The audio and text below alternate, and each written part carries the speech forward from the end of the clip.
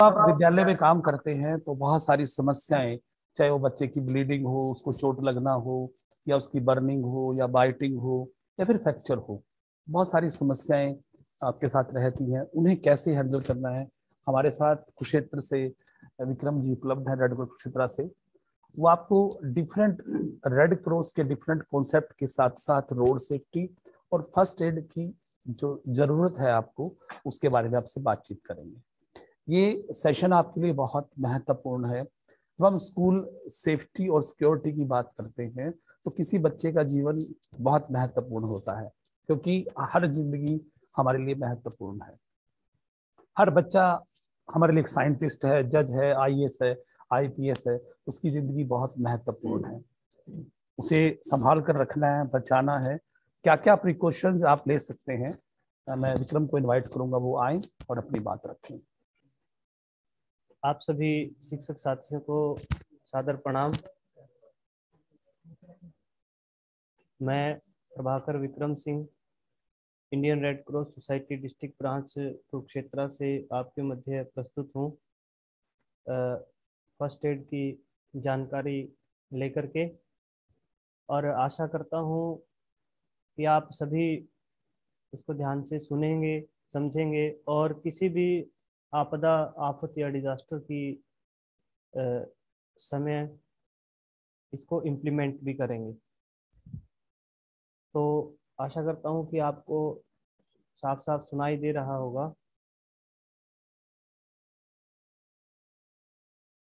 है ना? हाँ, ठीक है। तो करते हैं स्टार्ट। और अच्छा होगा कि आपके पास कोई नोट पैड या कोई कॉपी पेन उपलब्ध हो, जिससे कोई भी ऐसी जानकारी जो आपके लिए, आपके स्कूल के किसी भी छात्र छात्रा या स्कूल के परिसर में कोई भी व्यक्ति मौजूद है किसी भी कार्यभार को लेकर के, उसके साथ कोई भी ऐसी आपदा, हादसे का वो शिकार होता है, तो वो जो चीज़ आपने नोट की है वो आप लंबे समय तक उसको याद रख पाए। तो सबसे पहले हम बात करते हैं कि हमारे जीवन में कुछ दो प्रकार की वो डिजास्टर होते हैं, दो प्रकार के हादसे होते हैं, दो प्रकार की आपदाएं होती है। सबसे पहली प्रकार की होती है नेचुरल डिजास्टर, जिसको हम बोलते हैं कुदरती आफत या नेचुरल क्लेमिटी जिसको हम बोलते हैं। दूसरे प्रकार की होती है मैन मेड डिजास्टर, यानी कि किसी व्यक्ति या व्यक्तियों द्वारा कोई ऐसी परिस्थिति, ऐसा सिनेरियो तैयार किया जाता है जिससे किसी स्ट्रक्चर या व्यक्तियों के समूह या जीव जंतुओं को नुकसान होता है। वो उद्देश्य मतलब योजनाबद्ध तरीके से भी हो सकता है, आकस्मिक या अकारण भी हो सकता है, जाने अनजाने में भी हो सकता है। तो दो प्रकार के हादसे हैं। नेचुरल क्लेमिटी जो है, कुदरती जो आफतें होती है, उनमें आप सबको पता है भूकंप है, चक्रवात है, सुनामी है, बाढ़ है, भूकंप है, आसमानी बिजली का गिरना। उसके अलावा जो दूसरी होती है, दूसरी मैनमेड जो डिजास्टर है, मैनमेड डिजास्टर में कोई लड़ाई झगड़ा, दंगा फसाद, भगदड़ मचना, हवाई जहाज का क्रैश होना, रोड एक्सीडेंट है, ट्रेन एक्सीडेंट है, हवाई जहाज कोई दुर्घटनाग्रस्त हो जाता है, हवाई जहाज का क्रैश होना, ये कुछ बॉम्ब विस्फोट है, आतंकवादी हमला है, ये सारे के सारे मैन मेड डिजास्टर की श्रेणी में आते हैं। उनकी एक छोटी छोटी सी सब ब्रांचेस हैं। तो दोनों प्रकार के हादसों में हमारे सोसाइटी के, हमारे कुछ दो प्रकार के ही नुकसान होते हैं। मुख्य रूप से नुकसान तो काफी सारे होते हैं, लेकिन कुछ नुकसान जो है मुख्य रूप से वो दो प्रकार के होते हैं। पहले प्रकार का नुकसान होता है प्रॉपर्टी लॉस। तो प्रॉपर्टी लॉस में क्या होता है, किसी स्ट्रक्चर का, किसी गाड़ी का, किसी घर का, मकान का, बिल्डिंग का कोलैप्स होना, नुकसान होना, इस तरीके से। दूसरा होता है लाइफ लॉस। लाइफ लॉस में किसी हादसे में, किसी दुर्घटना में किसी व्यक्ति का दिवंगत हो जाना, स्थायी या अस्थायी रूप से उसका अपंग हो जाना।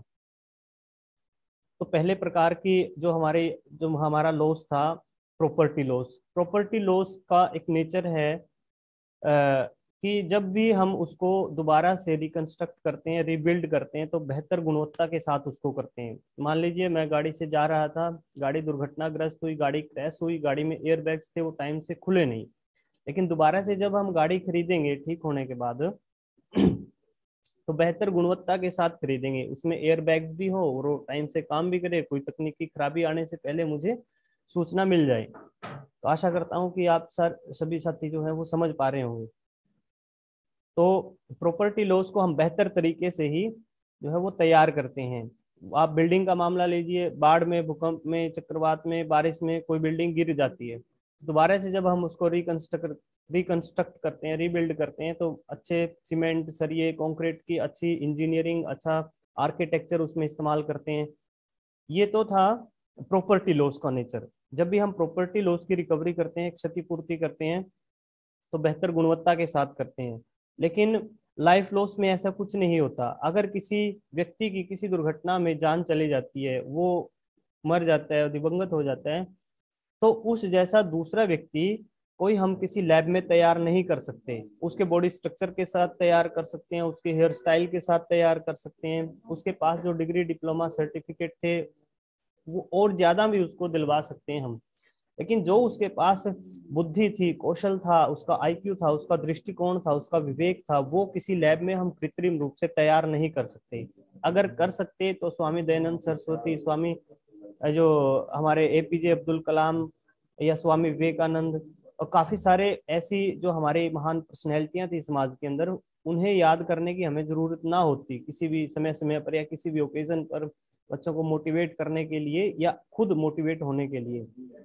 तो लाइफ लॉस में ऐसा कुछ नहीं होता। हाँ, यदि किसी व्यक्ति को हम स्थायी या अस्थायी अपंगता के साथ बचा लेते हैं तो वो सबसे बड़ी बात होती है। दो प्रकार की अपंगता होती है किसी भी दुर्घटना में, स्थायी और अस्थायी। अस्थायी अपंगता क्या होती है? अगर किसी की टांग टूट जाती है तो 4 महीने के लिए, 6 महीने के लिए, 3 महीने के लिए वो अस्थायी रूप से अपंग है, उस पार्ट के साथ वो काम नहीं कर पाएगा अच्छे तरीके से। स्थायी अपंगता क्या होती है? किसी दुर्घटना में किसी व्यक्ति की टांग ही कट गई है, टांग कट के अलग हो गई, घास काटने की मशीन थी, चारा काटने की मशीन थी, उंगलियां कट गई, हाथ कट गया, बाजू कट गई, तो वो स्थायी रूप से अपंगता का शिकार हो जाता है। अगर हम किसी व्यक्ति को स्थायी या अस्थायी रूप मतलब अपंगता के साथ उसको बचा लेते हैं तो हम उसकी जो, उसके पास जो आईक्यू था, उसके पास जो कला, कौशल, विवेक, उसकी जो बुद्धि थी, उसमें कोई भी शामिल हो सकता है। हमारा कोई धर्म गुरु है, हमारा कोई लीडर है, कोई स्कॉलर है, रिसर्चर है, साइंटिस्ट है, प्रोफेसर है, टीचर है।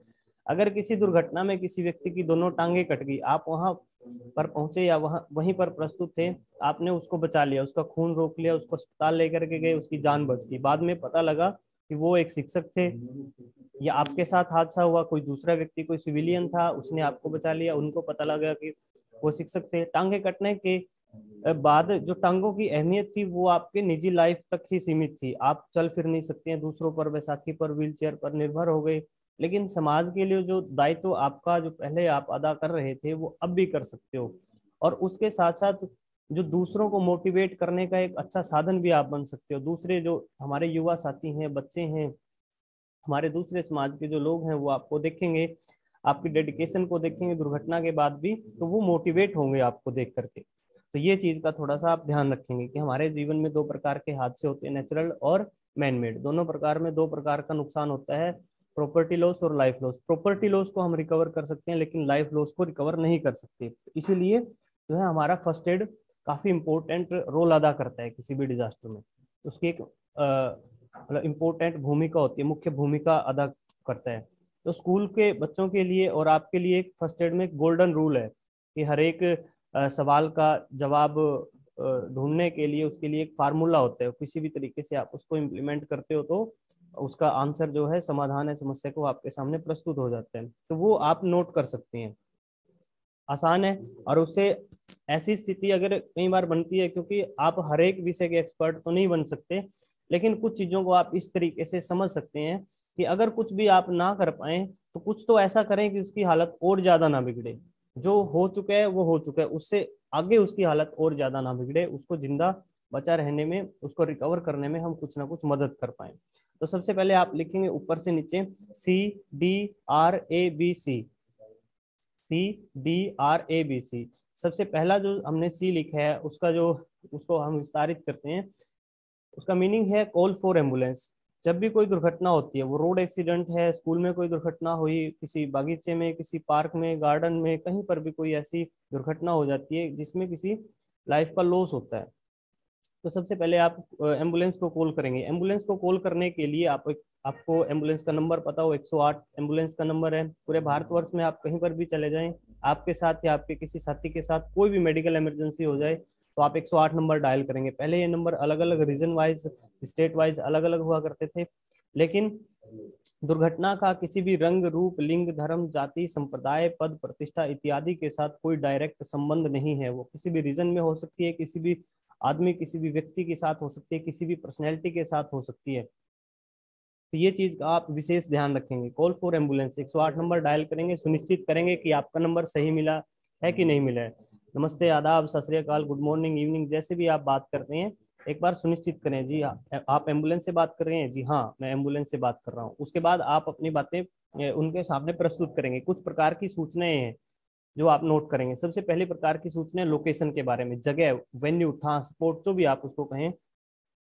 तो लोकेशन 24 घंटे आपके इर्द गिर्द कोई ना कोई फेमस लोकेशन प्रस्तुत होती है, या इसका उल्टा कर लें, 24 घंटे आप किसी ना किसी फेमस लोकेशन के इर्द गिर्द होते हैं। जैसे वो फेमस लोकेशन कौन कौन सी होती है? कोई मंदिर है, मस्जिद है, चर्च है, गुरुद्वारा है, स्कूल है, कॉलेज है, अस्पताल है, कोई मोबाइल टावर है, कोई चौक चौराहा, कोई माता मसानी, कोई जोहड़, तालाब, कुआं, कोई फ्लाईओवर है, उसका जो पिलर होते हैं उसके नीचे उसको कोडिंग में अलग अलग डिवाइड किया गया होता है, पिलर नंबर 1, 2, 3, इस तरीके से।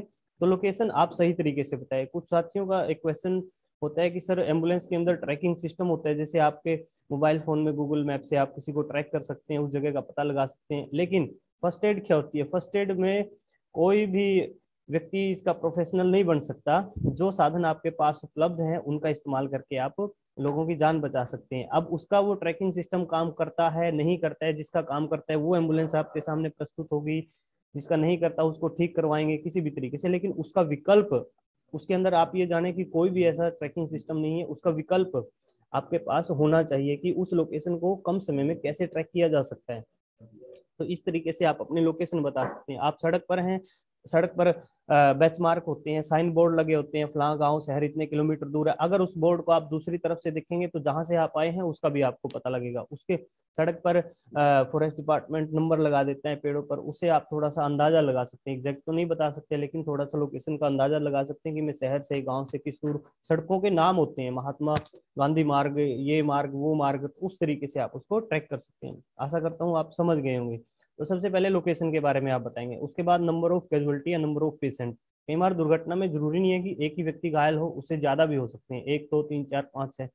इसी बस कोई दुर्घटनाग्रस्त हुई है, उसमें काफी सारे लोग इंजर्ड हो गए, तो उसको छोटी मोटी खरोंच लगी है, क्या ज्यादा इंजरी हुई है। तो नंबर ऑफ कैजुअलिटी या नंबर ऑफ पेशेंट आप बताएंगे। सर यहाँ पर 6 कैजुअलिटियां हैं, 5 कैजुअलिटियां हैं। तो कई बार क्या होता है कि नंबर ऑफ पेशेंट या नंबर ऑफ कैजुअलिटी हम नहीं बताते, लोकेशन सही एग्जैक्ट बता दी। एम्बुलेंस आपके सामने प्रस्तुत हुई, जैसे ही एम्बुलेंस आपके सामने प्रस्तुत हुई तो वहां पर उन्होंने देखा यहाँ पर तो 6 कैजुअलिटियां थी। अब एक एम्बुलेंस में 6 कैजुअलिटियों को कैसे ट्रांसपोर्ट किया जा सकता है, आप ये बताएं। आपको पता होता है, आप नहीं बता पाते, उसका एक कारण है आप आतंकित हो जाते हैं, पैनिक हो जाते हैं, घबरा जाते हैं। जैसे हम देसी भाषा में बात करते हैं तो हाथ पैर फूल जाते हैं। तो ये चीज का विशेष रूप से आप ध्यान रखेंगे। सिर्फ 6 कैजुअलिटियां हैं, 2 कैजुअलिटियां ज्यादा सीरियस है, या 6 की 6 कैजुअलिटियां, उसमें एक नवजात बच्चा है, गर्भवती महिला है, बुजुर्ग है, कोई दिव्यांग साथी है, कोई पहले से बीमार था, वह दवा लेने के लिए जा रहा था, दोबारा से वो दुर्घटनाग्रस्त हो गया। उसके बाद उनकी हालत भी आप कोशिश करेंगे बताने की कि उसका सिर में से खून निकल रहा है, टांग कट गई है, गर्भवती महिला है, उसको सांस नहीं आ रही, उसकी पसलियां टूट गई, टांग टूट गई, इस तरीके से। उसका क्या बेनिफिट होगा? उसका ये बेनिफिट होगा, जो एम्बुलेंस आपके सामने आपकी सेवा के लिए प्रस्तुत होती है उनकी अलग अलग कैटेगरी होती है, अलग अलग टाइप की एम्बुलेंस होती है। यदि आपने कभी ध्यान दिया होगा तो ध्यान से। तो सबसे पहले प्रकार की एम्बुलेंस होती है, एक सिंपल 4 पहिया गाड़ी होती है, उस पर एक स्टिकर लगा होता है एम्बुलेंस, आगे भी पीछे भी। उसमें एक चालक होता है, उसको वो संचालित करता है, वो दुर्घटना वाली जगह पर जाता है, लोग उसको कैजुअलिटी को लोड करते हैं, अस्पताल उसको छोड़ देते हैं। दूसरे प्रकार की एम्बुलेंस उसको बोलते हैं सिंपल एम्बुलेंस, केवल ट्रांसपोर्टेशन के लिए। उससे दूसरे प्रकार की एम्बुलेंस होती है जिसको हम बोलते हैं BLS, basic life support ambulance. Basic life support ambulance में क्या होता है, एक ड्राइवर होता है, 4 पहिया गाड़ी होती है, वही सुख सुविधाएं उसके अंदर होती है जो सिंपल एम्बुलेंस में होती है। उसमें मेडिकल या पैरामेडिकल स्टाफ का कोई दूसरा नुमाइंदा उसके अंदर मौजूद होता है, और बेसिक सी रिक्वायरमेंट, जो बेसिक रिक्वायरमेंट होती है कैजुअलिटी की इमरजेंसी के समय, वो सारी उसको फुलफिल करता है। अब मान लीजिए किसी दुर्घटना में किसी व्यक्ति की टांग टूट गई और सिर से खून आ रहा है। अब टांग टूट गई, फ्रैक्चर में क्या करते हैं, उस टांग को स्टेबलाइज कर देगा वो।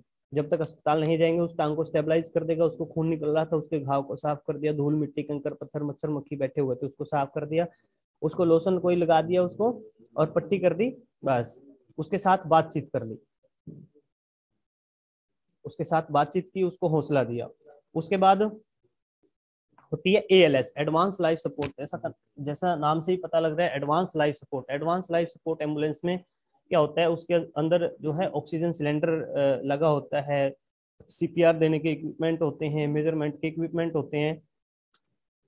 अब कोई सीरियस व्यक्ति है, उसको दुर्घटना स्थल से उठाया, कोई बम ब्लास्ट का शिकार हुआ था, भगदड़ का शिकार हुआ था, लड़ाई झगड़े का शिकार हुआ था, उसको उठाया, सांस नहीं आ रही थी, उसको ऑक्सीजन आर्टिफिशियल तरीके से उसको सपोर्ट किया गया, CPR दिया गया। जैसे CPR देते हैं तो CPR दिया गया, मेजरमेंट के अगर किसी का कोई अंग कट जाता है तो उसमें काफी सारा ब्लड लॉस होता है, ब्लड लॉस हुआ है, कितना ब्लड लॉस की मतलब कितने ब्लड की उसको रिक्वायरमेंट है, क्या उसका ब्लड ग्रुप है, सारी की सारी चीजें जो है उसमें वो साजो सामान के साथ सुसज्जित होती है।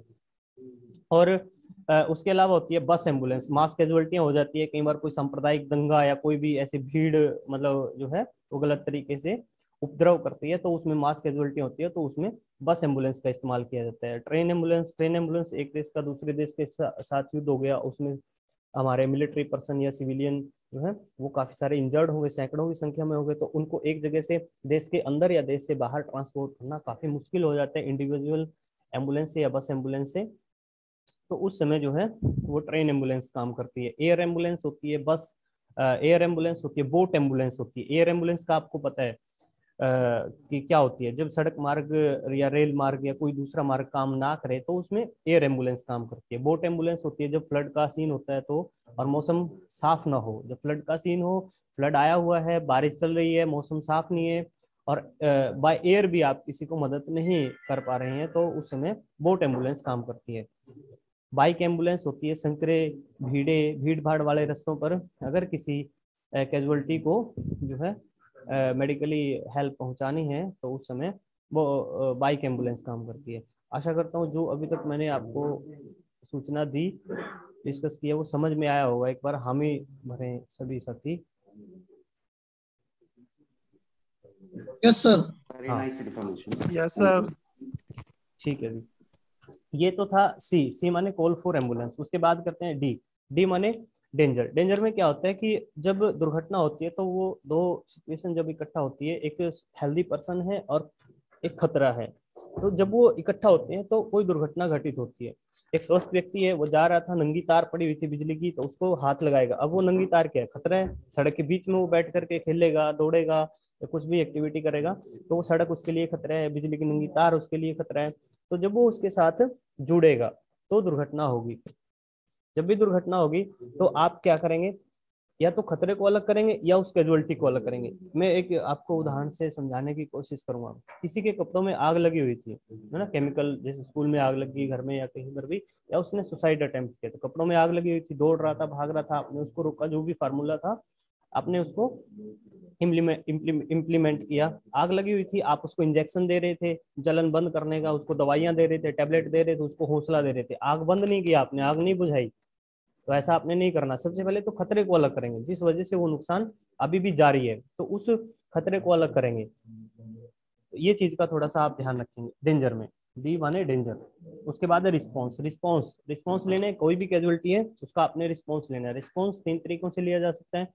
जैसे डॉक्टर रिस्पॉन्स लेते हैं वैसे ही आप भी ले सकते हो। डॉक्टर के पास मैं प्रस्तुत होता हूँ, सर मुझे जुकाम हुआ है, डॉक्टर पूछता है, नाक बहती है, आंखों से पानी आता है, सिर में चक्कर होता है, दिनचर्या कैसी है, एज कितनी है आपका, मतलब महिला है पुरुष है, तो वो सारी चीजें पूछते हैं। कुछ वो देखते भी, एक्टिविटी देखते हैं, साइन सिम्टम देखते हैं, कुछ पूछ भी लेते हैं। तो ऐसे ही जब दुर्घटना होती है, दुर्घटना के बाद यदि कैजुअलिटी होश में है तो आप उससे पूछ सकते हैं, क्योंकि कुछ चीजें आप देख करके अंदाजा लगा सकते हैं कि इसकी तो टांग टूटी हुई है, टांग से खून निकल रहा है, तो वो देख सकते हैं। लेकिन कुछ इंजरी ऐसी होती है वो कैजुअलिटी खुद अनुभव करके बता सकती है। पेट में या कुछ ऐसा तेजधार हथियार चला गया, पसलियां टूट गई, छाती में दर्द है, पसलियां टूट करके इंटरनल किसी ऑर्गन में वो पिंच कर गई, चुभ गई, सुराख कर दिया, इंटरनल ब्लीडिंग उसको स्टार्ट हो गई, सांस लेने में दिक्कत है, इस वजह से फेफड़ों में सुराख हो गया, फेफड़ा कोई फट गया उसका, तो ऐसे आप कैजुअलिटी से पूछ भी सकते हैं यदि कैजुअलिटी होश में है तो। दूसरा जो है भीड़ से पूछ करके। जब कई बार हम किसी नवजात बच्चे को या बुजुर्ग को डॉक्टर के पास लेकर के जाते हैं, बोलने में वो अक्षम है, बोल नहीं सकता, बोल करके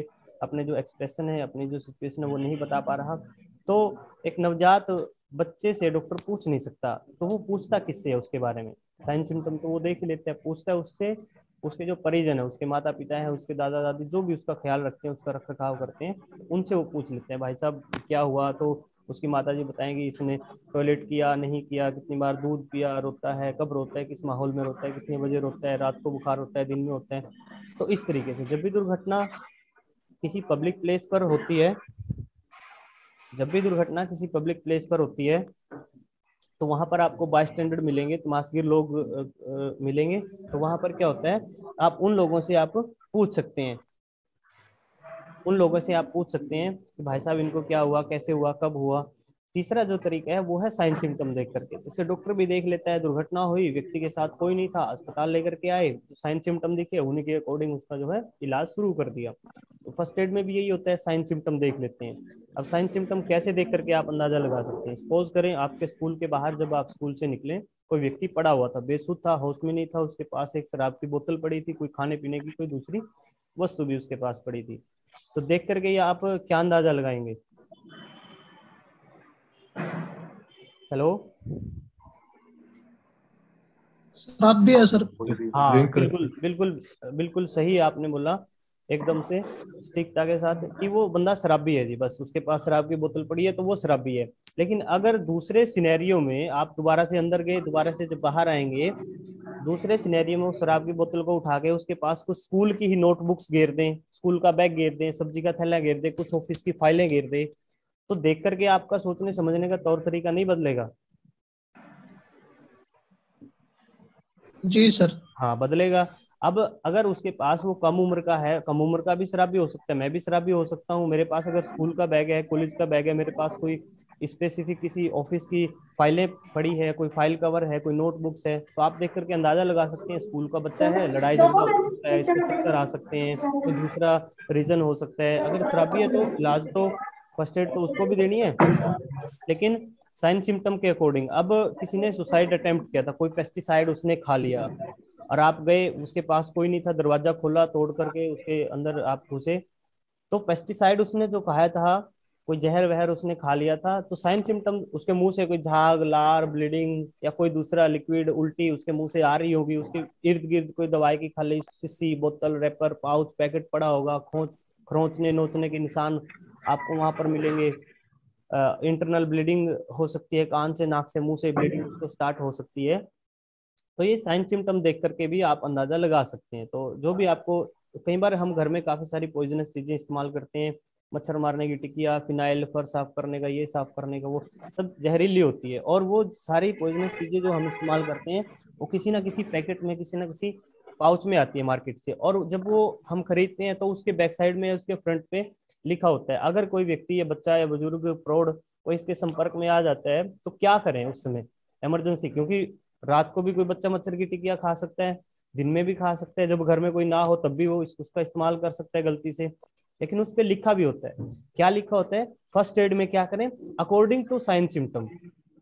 जो आपको साइन सिम्टम उस समय दिखाई दे रहे हैं, उसको होश नहीं, मतलब वो बेसुध हो रहा है, अनकॉन्शियस हो रहा है वो, तो उसको होश में लेके आने की कोशिश आप करें। उसको ज्यादा उल्टियां लग गई, उल्टी मच्छर की टिकिया उसने खा ली, उल्टियां लग रही है, तो वो बेहतर है, अच्छी बात है। लेकिन उल्टियां अगर हद से ज्यादा लगे तो वो खतरनाक हो सकता है, वो डिहाइड्रेशन पैदा कर सकता है, उसको दस्त ज्यादा लग रहे हैं, उसको पेशाब ज्यादा आ रहे हैं, तो अकॉर्डिंग टू साइन सिम्टम जो है वो आप उसकी फर्स्ट एड करेंगे। आशा करता हूँ ये समझ में आया होगा आपको। उसके बाद आगे पढ़ते हैं। Yes sir. हाँ, तो उसके बाद है हमारा ए माने एयरवेज। एयरवेज में क्या होता है, किसी भी दुर्घटना में किसी भी व्यक्ति का गला बंद होने के चांसेस काफी ज्यादा होते हैं। उसमें हम किसी प्रतिशत में तो, किसी पैरामीटर में तो नहीं माप सकते, लेकिन चांसेस काफी ज्यादा होते हैं। कैसे होते हैं? अगर कोई रोड दुर्घटना होती है, रोड एक्सीडेंट होता है, तो रोड एक्सीडेंट हुआ, हेलमेट नहीं लगाया हुआ था या लगाया हुआ था, दांत टूट गए, आके बाइक क्रैश हुई, दांत टूटे, गले के अंदर फंस गए, जीभ कट गई, जीभ पलट गई, जबड़ा टूट गया, जबड़ा टूटने से इंटरनल घुमचोट लगी, ब्लीडिंग हुई, और ब्लीडिंग क्लोट हो जाती है, जो ब्लड होता है वो क्लोट हो जाता है, आप सबको पता है।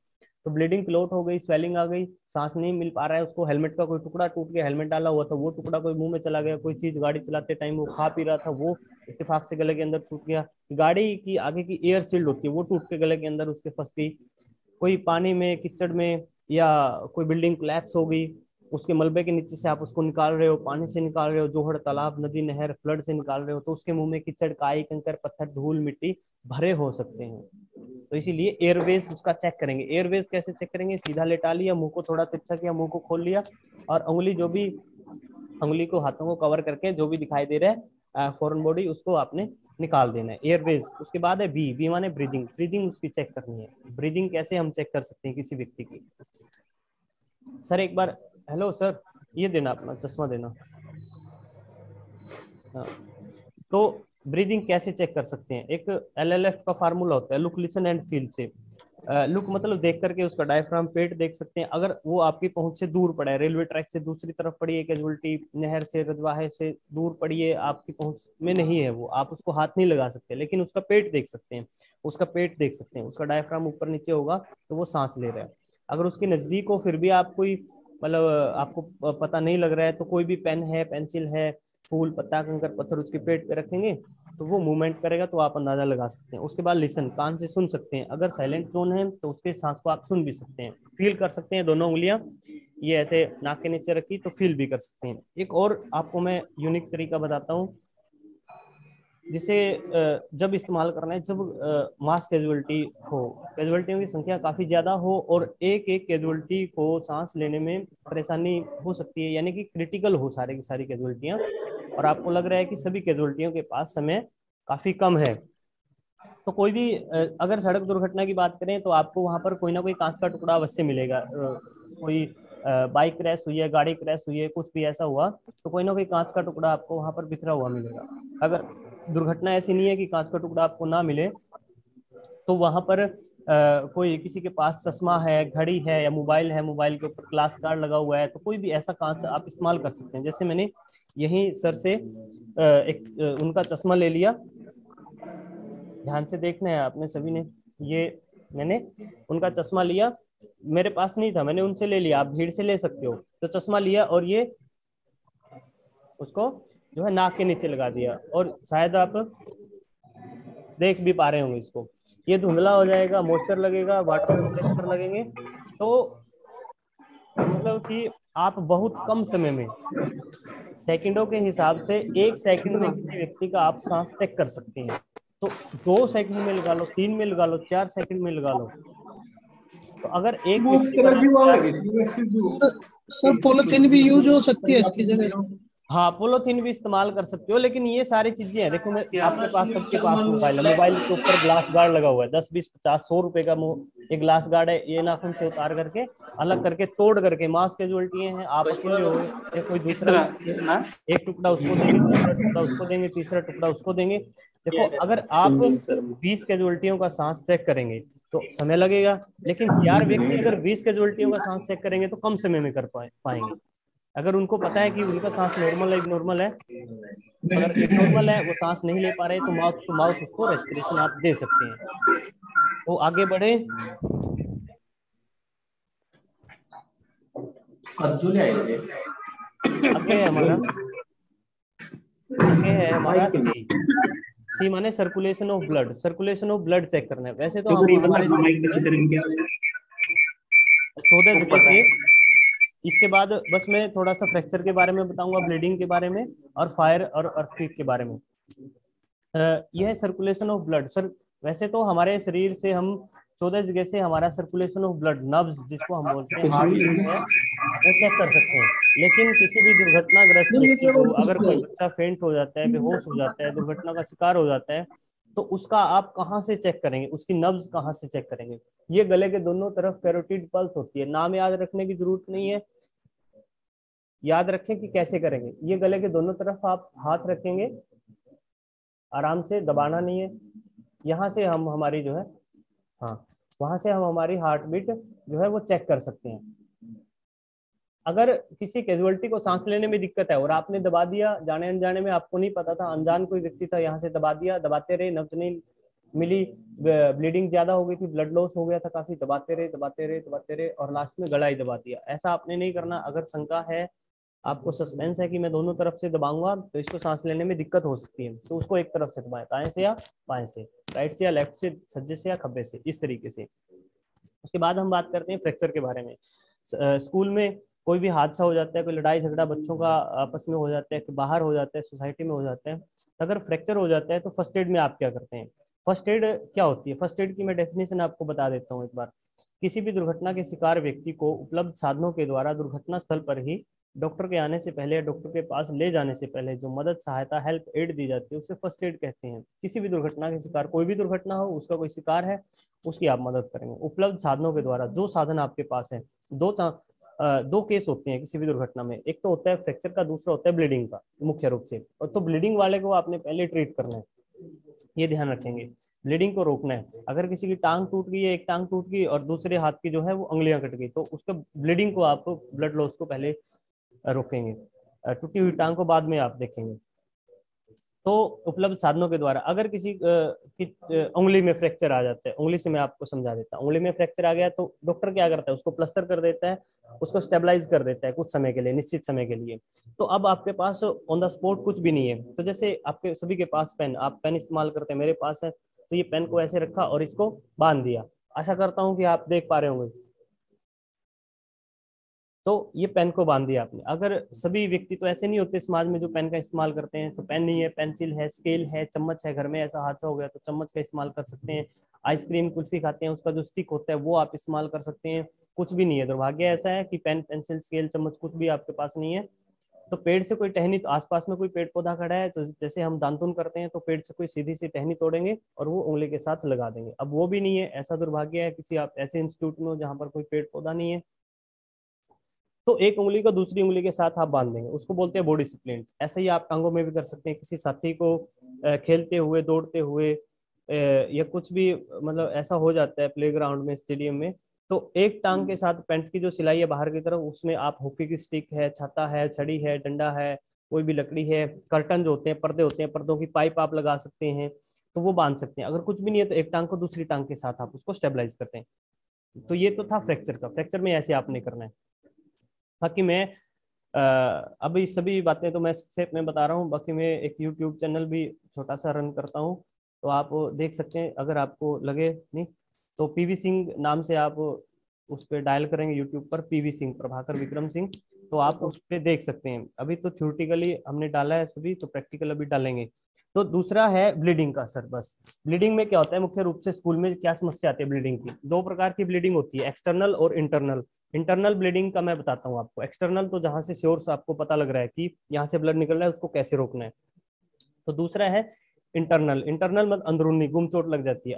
इंटरनल ब्लीडिंग जो होती है वो मुख्य रूप से बच्चों में होती है नक्सीर की समस्या। स्कूल में आप सभी साथियों को पता है। तो एक तो होती है फेंट, बेहोशी की समस्या, असेंबली में, प्रेयर में, प्रार्थना के समय बेहोश हो जाते हैं। दूसरा होती है नक्सीर की समस्या। गर्मी में चरम, जब वातावरण जब अपने चरम पर होता है तो नक्सीर की समस्या होती है बच्चों को। नक्सीर अगर किसी बच्चे को हो जाती है तो आप आइंदा क्या करेंगे? अब तक जो करते हैं या ठीक है, अगर सही कर रहे हैं तो उसको शामिल कर लें। तो सबसे पहले बच्चा जहां पर भी है, वो प्लेग्राउंड में है, घर में है, जहां पर भी है, उसको वहीं पर बैठा लेंगे। चेयर, कुर्सी, बेंच है तो वहीं पर उसको बैठाएंगे, सेफ साइड देख करके। उसको गर्दन नीचे करने के लिए बोलेंगे, मुंह को खोलने के लिए। मुंह से सांस लेगा वो बच्चा, बच्चे को बोलेंगे मुंह से सांस लेना है, नाक से सांस नहीं लेना है। नाक को बंद नहीं करना है कपड़े से, रुई से, रुमाल से। नाक को साफ नहीं करना है, मुंह को ऊपर नहीं करना है। तो ये आपने करना है। अगर कोई कपड़ा या कोई रुमाल आपके पास है तो उसको पानी में भिगो करके गर्दन के पीछे आपने उसको रख लेना। बच्चे को हौसला देना है। कोशिश करें कुछ देर तक बच्चे को पैदल ना चलने दे, साइकिल ना चलाने दे। उसको गोद में उठा करके, पीठ पर बैठा करके, कंधे पर बैठा करके, या अपने बाइक, गाड़ी में बैठा करके, जो भी उसका गंतव्य है वहां तक उसको आप पहुंचा दें। अगर आशा करता हूँ कि जो हमने डिस्कस किया वो आपको सब समझ में आया होगा। कोशिश तो मैंने यही की। और इसके बावजूद भी अगर किसी साथी का जो मैंने टॉपिक बताए हैं इनमें से कोई प्रश्न है, कोई क्वेश्चन है, कोई क्वेरी है, तो आप प्लीज बताएं 2 मिनट के अंदर।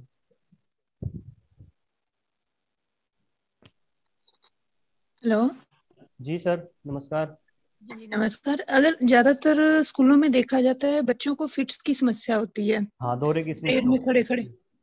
नहीं, गिर जाते हैं, फिट्स पड़ने लग जाते हैं। हाँ हाँ, उनको दौरा जिसको बोलते हैं। दौरे में क्या होता है, दौरे में बॉडी जो है वो वाइब्रेट करती है। दौरे का हम ऑन द स्पॉट इलाज नहीं कर सकते, डॉक्टर भी ऑन द उसी समय उसका इलाज नहीं कर सकता, उसको कुछ समय की जरूरत होती है। वो समय ज्यादा भी हो सकता है, कम भी हो सकता है।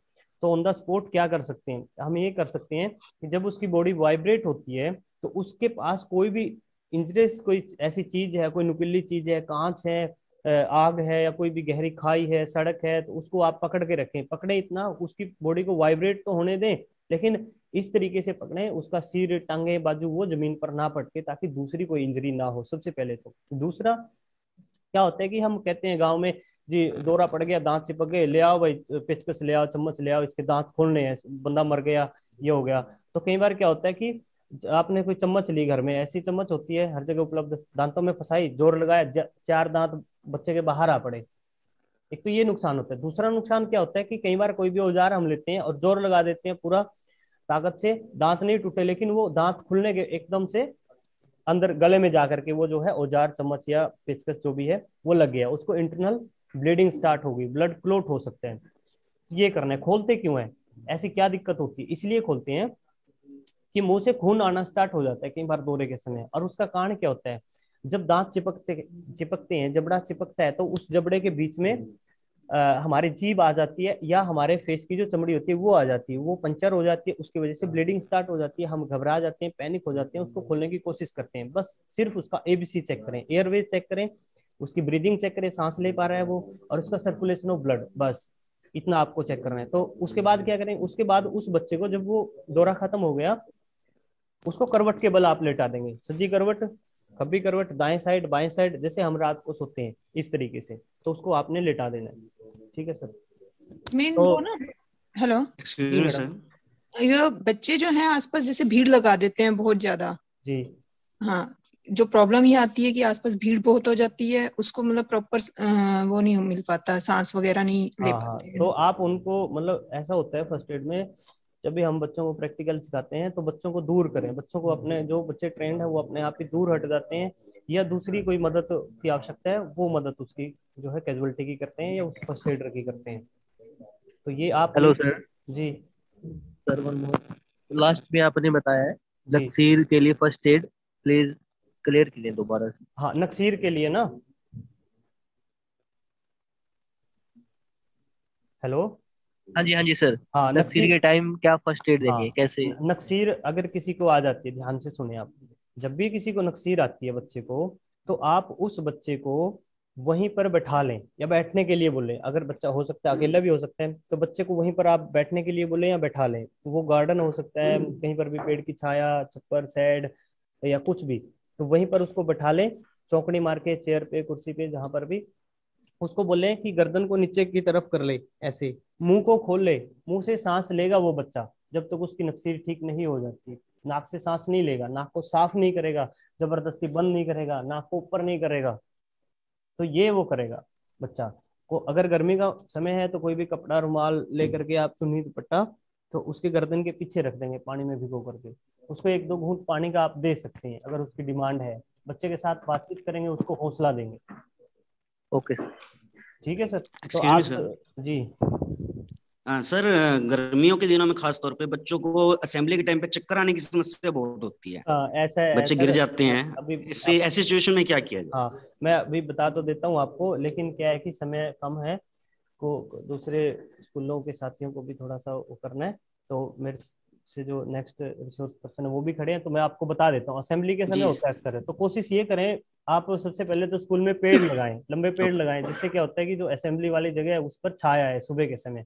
तो सबसे पहले तो काम ये करना है, तो जी, पर्यावरण, यूजुअली है सर। हाँ, तो ये आपने कर दिया। उसके बावजूद भी जी धूप आ ही जाती है गर्मियों में, जल्दी धूप निकलती है, बच्चा फेंट हो जाता है। सबसे पहला कारण होता है ठीक से नाश्ता ना करना, सबसे पहला कारण है। बच्चों को बोले प्रॉपर तरीके से नाश्ता जो उनको पसंद है वो नाश्ता करें। अगर फिर भी हो जाते हैं तो क्या करना जी है, सर। तो बच्चे को उठाएंगे सेफ साइड, कोई भी पेड़ की छाया, छप्पर साइड, मतलब उसका बॉडी का टेम्परेचर मेंटेन करना है सबसे पहले। तो आपने, सर्दियां हैं तो कंबल से, चादर से उसको ढक देंगे आप, गर्मी है तो उस पर टाई वाई लगाइए, शूज उसने डाले हुए हैं, बटन वटन उसने, ओके उसको सर। लूज कर देंगे आप। ये सबसे पहले काम करना है। उसका एबीसी आपने चेक करना है, एयर उल्टी तो नहीं आ गई उसको, कुछ कोई दूसरा कारण तो नहीं है, दूसरा कारण भी कोई हो जी सकता है, उसके मुंह में उल्टियां ना फंसे, कोई फॉरेन बॉडी ना हो, ब्लीडिंग ना हो, तो ये चीज का ABC, ब्रीदिंग उसकी सांस चेक करिए, यहाँ से उसकी नब्ज चेक कर ली। उसके बाद क्या करना है, उसको सीधा सपाट किसी जगह पर उसको लेटा देना है, जैसे टेबल वेबल होती है स्कूल के अंदर, तो दोनों टांगों को पकड़ के 1.5 से 2 फुट ऊपर उठा देना है। उसके नीचे कोई आपने पिल्लो लगा दिए, घास फूस लगा दी, ईंटें लगा दी, चेयर लगा दी, तो 1.5 से 2 फुट ऊपर उसकी टांगों को उठा देना है, सीधा ही उसको रखना है। तो 3 से 5 मिनट में बच्चा अपने आप ही आंखें खोलेगा बिना किसी नुकसान के। और उसके बाद अगर बच्चा चलने में सक्षम है, तो लेग सर ऊपर की तरफ करनी है बच्चे हाँ, की। दोनों टांगों को पकड़ के थोड़ा सा 1.5 से 2 फुट ऊपर उठा देना है आपने उनको, ठीक है। और उसके बाद बच्चा करता है कि एकदम से उठने के बाद चलने की कोशिश करता है, उसको चलने ना दें, उसको करवट के बल आप लेटा दें। हाँ, ऐसे ये बाजू करके करवट के बल लेटा दें। तो इसके साथ ही आप सभी साथियों को सादर प्रणाम, और आशा करता हूँ कि जो हमने डिस्कस किया वो आपको समझ में आया होगा, और जो डिस्कस किया वो आप अपने तक सीमित ना रखें, उसको सोसाइटी, बच्चों, अपने परिवार सभी के साथ साझा करें, शेयर करें। तो आप सब लोगों का थैंक यू वेरी मच।